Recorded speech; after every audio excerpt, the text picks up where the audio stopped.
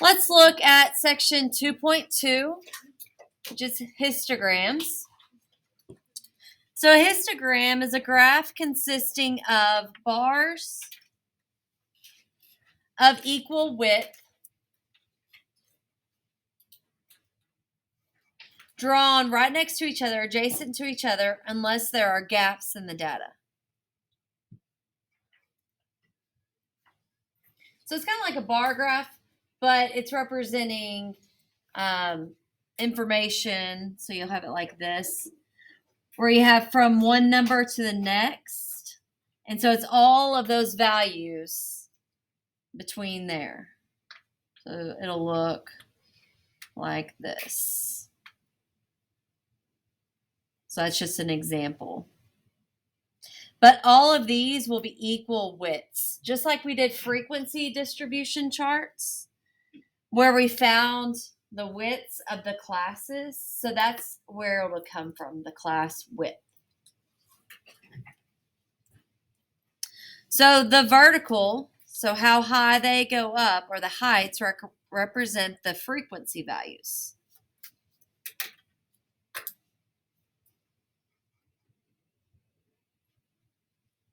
So they'll represent numbers. It'll go up to a certain number. And then on the bottom, the horizontal scale represents your classes.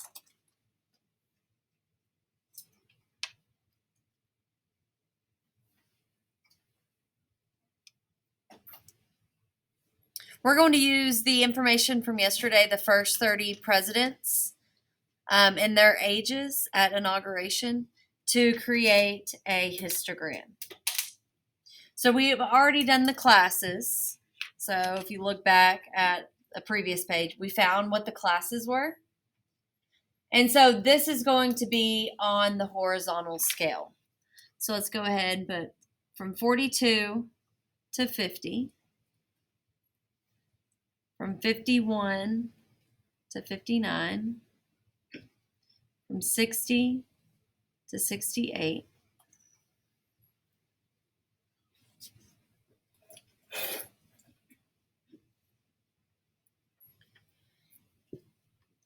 if we were to put these on a bar graph, there's a gap between 50 and 51. So what we are going to do is we are going to use class boundaries to set up our horizontal scale. So we are going to follow these directions in step 1. Find the class boundaries. When your data entries are integers, you will subtract 0.5 from your lower class boundary and add 0.5 to each of your upper class. So instead of this being 42 to 50, we're going to subtract by 0.5, making that 41.5. So subtract half from the lower and then add half to the upper. So then the upper would be 50.5.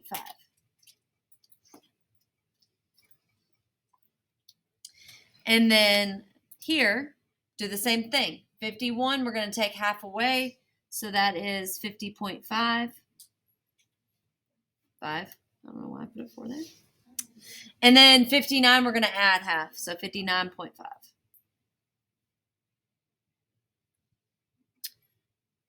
And then for 60, we're going to take half away. So 59.5 and 68.5. So these are what will go on the horizontal scale. The frequency is how many of the ages are between these two values. And so we're taking that from our previous page with the frequency distribution chart. And we have 8, 17, and 5.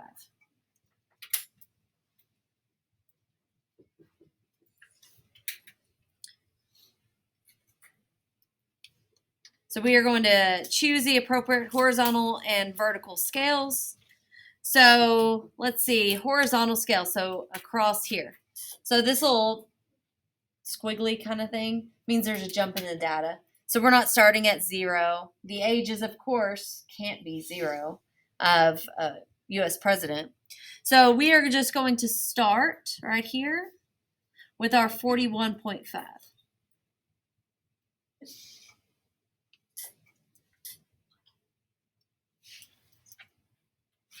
Then we need to go up to 50.5.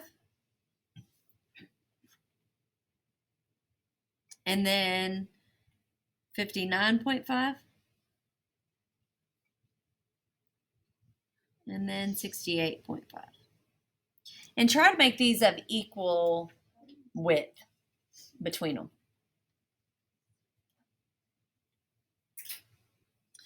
And then our vertical, oh, what does this represent? We need to put a title there. Age. Yeah, we'll just put age.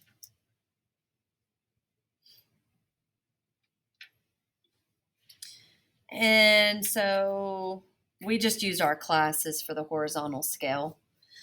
What about for the vertical scale? Frequency? Yeah, that's our frequency. Good.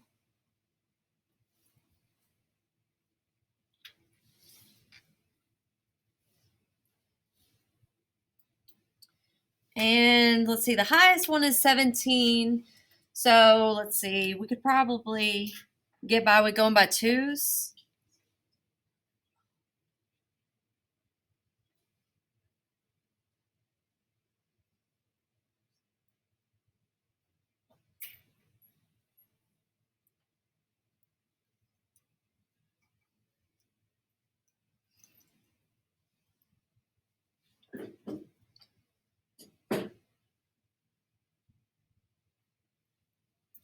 We also need a title. So ages of the first 30 U.S. presidents.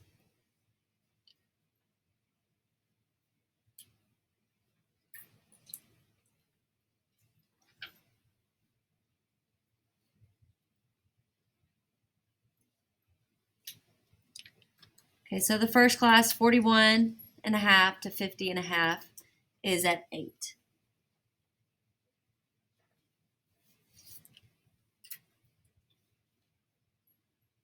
So do your bar.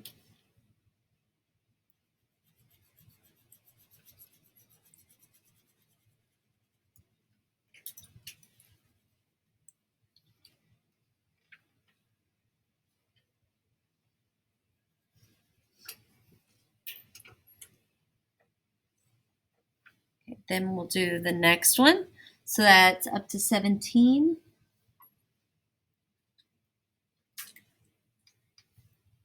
There's no gaps. Our classes do not have any gaps in them.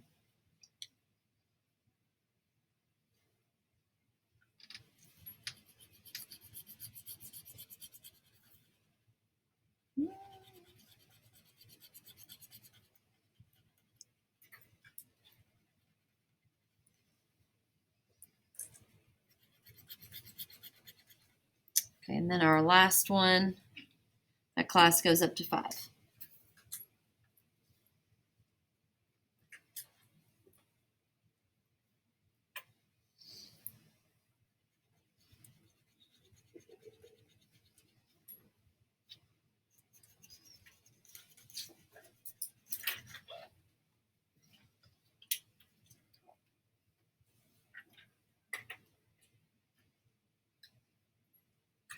So let's look for any patterns that we may see.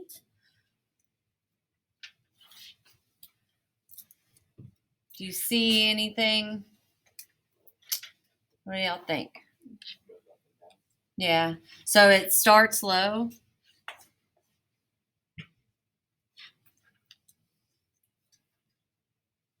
Hits a peak or hits a maximum and then decreases.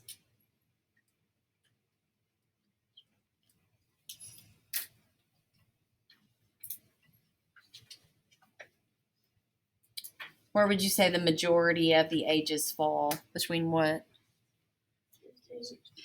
Yeah, between.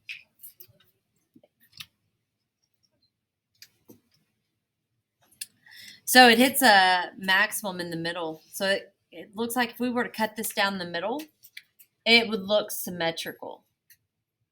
Close to symmetrical.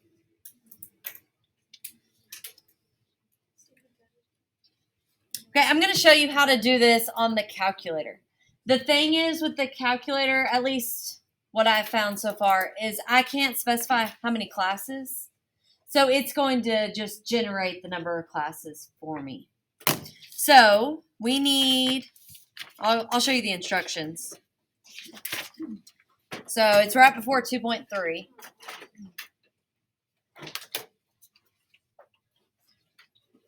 So it says open stat plots menu.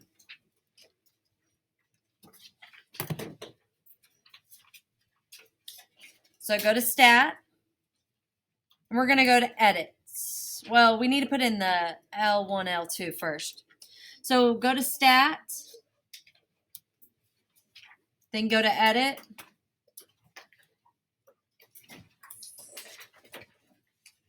Type data into L1. So that's our first step before we get to these steps. We got to have data to plot.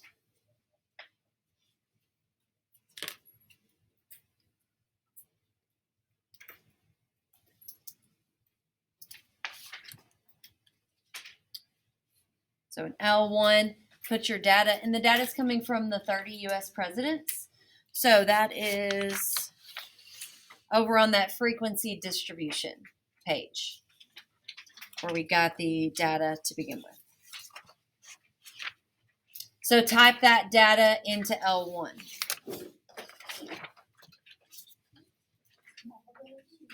All of it, all 30. So I'm going to pause the video while y'all do that. Yep, even the ones that are twice. So you should have 30 entries. So a way to check if you have 30 total points, it tells you which one you're on. So see,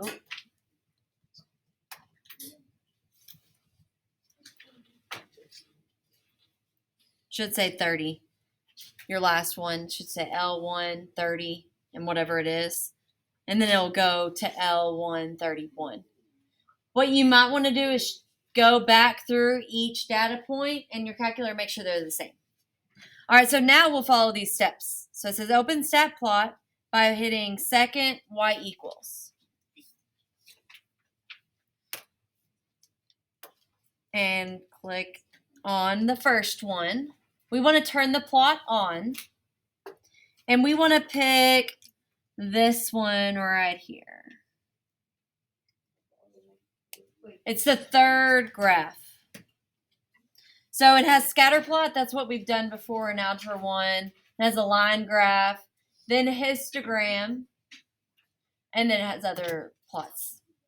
And then XList could just be L1. If you didn't rename it, we're going to keep it as L1. Frequency, color, all good there.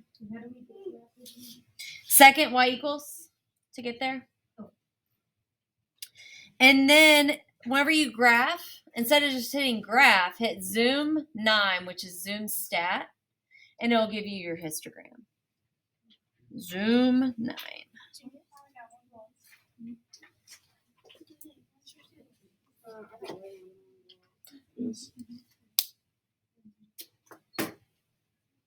Did y'all get this one?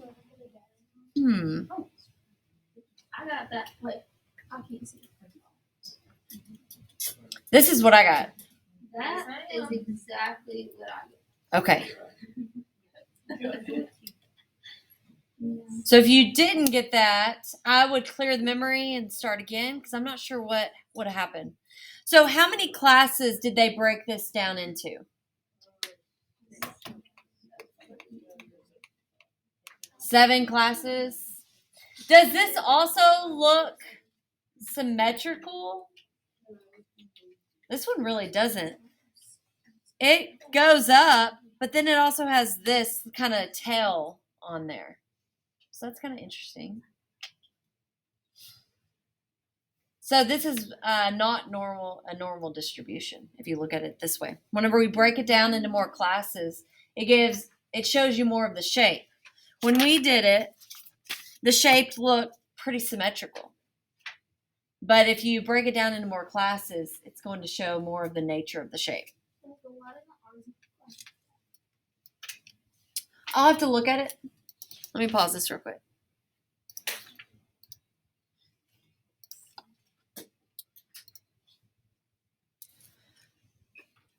So ours went from here 41.5 to 50.5.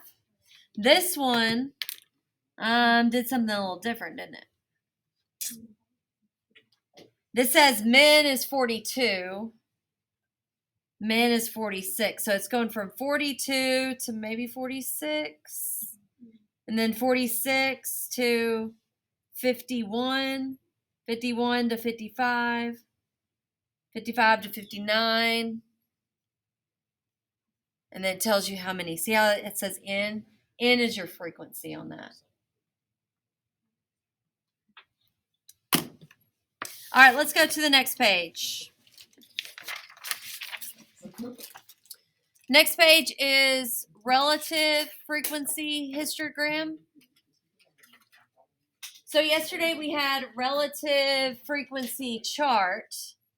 And when we saw the word relative, that means we're comparing it to others by using percentages. Compare using percents.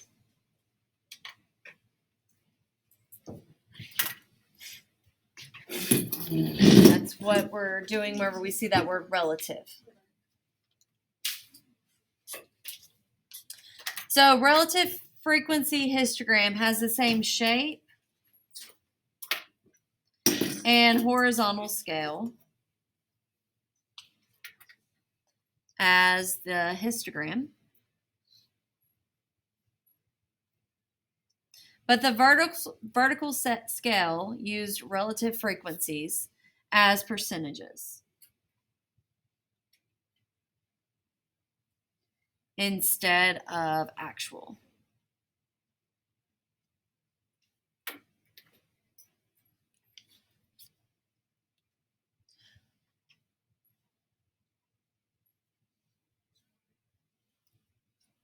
We're not going to spend much time on this, so I'm just going to show you mine, okay? So what I did, you don't have to copy this down because they're very, very similar. So classes, we're keeping them the same. Class boundaries will be the same because with relative, we're using the same horizontal scale. The relative frequency, though, is going to be in comparison to the others by doing percentages. So this is going to be 27%, 57%, and 17%. Where's your denominator? Oh, total. Out of the total. So then whenever we do our histogram, it looks almost the exact same because instead of using frequencies, we're using percentages, which they look the same. Just one's kind of shrunk down, but they're very comparative. And so you can tell from this, because we know it's 57% are between the ages of 50.5 and 59.5, then that would be what we could write as a pattern. More than half of the presidents are between 51 and 59 years old, and it looks symmetrical, and it is the same as a histogram. Okay, let's go on to the next page.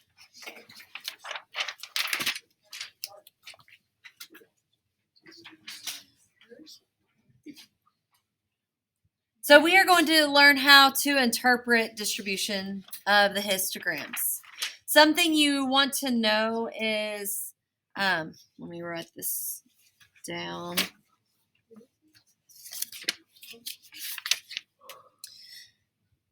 We need a large enough sample to see the shape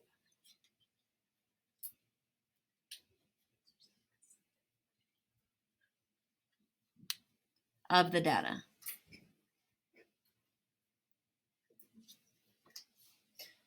If your sample is really small, like 5 or 6, it's going to be hard to see a shape within the data. So you need a large enough sample to see that shape.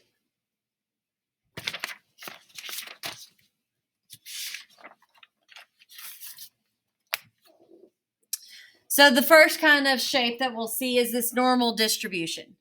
So let's draw what a normal distribution looks like. So look how nice that bell looks. It's like a bell-shaped curve.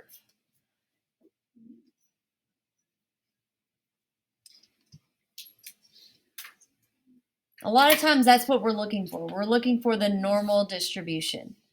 Frequencies increase to a maximum and then decrease.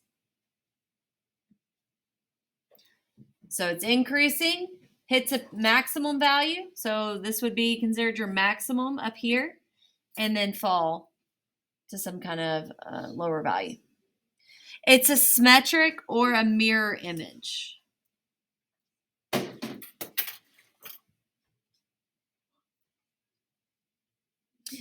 Uniform distribution. Look at this one. What do you notice about all the numbers in their bars? Almost equal. Think about if you have to wear a school uniform. You all kind of look the same. You're having to wear the same clothes, right?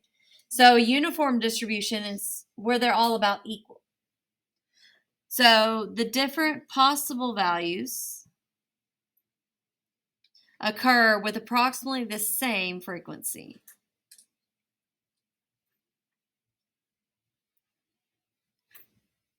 And the heights of the bars are approximately even.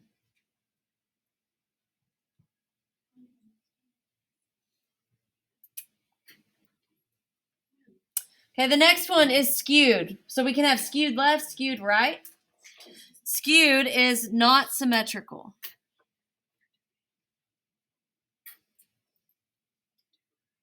And extends more to one side than the other.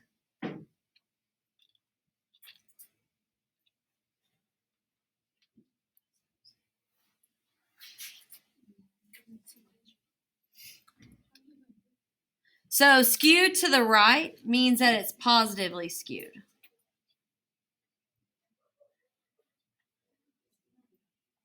It has a longer right tail.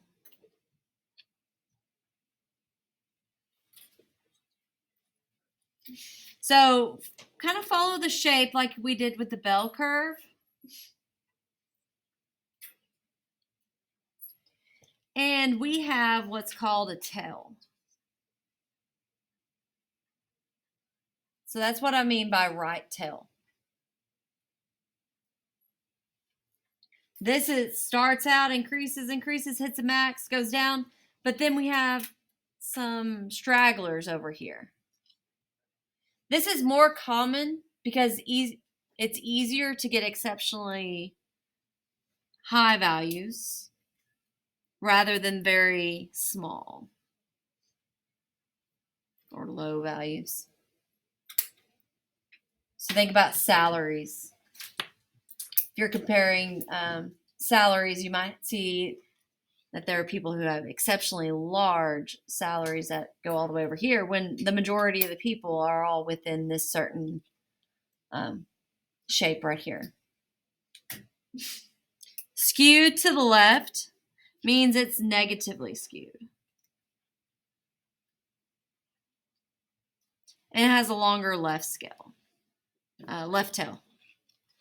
So kind of follow it.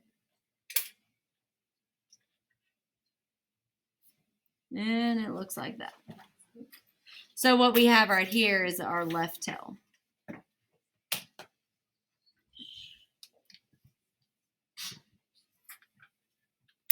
To help you remember the skewedness, we have these feet right here. I thought this was a great idea. So skewed left resembles your left toe. So see how it goes like that? We have a tail right here, so it's skewed left. That's your feet. No, those are pretty feet. I wish they were.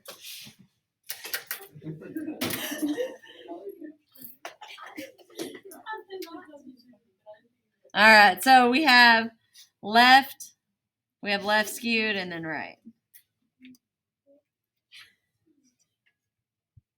All right, and then the last thing we want to talk about is an outlier, how an outlier looks.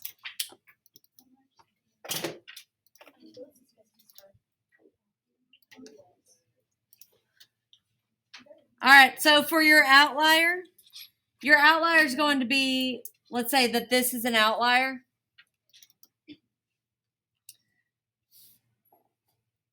It'll be a bar that is far away from all the other ones.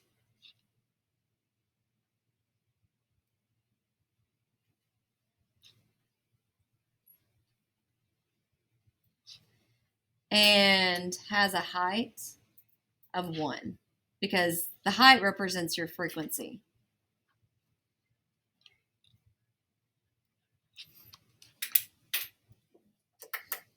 All right, and we have gone through all the notes.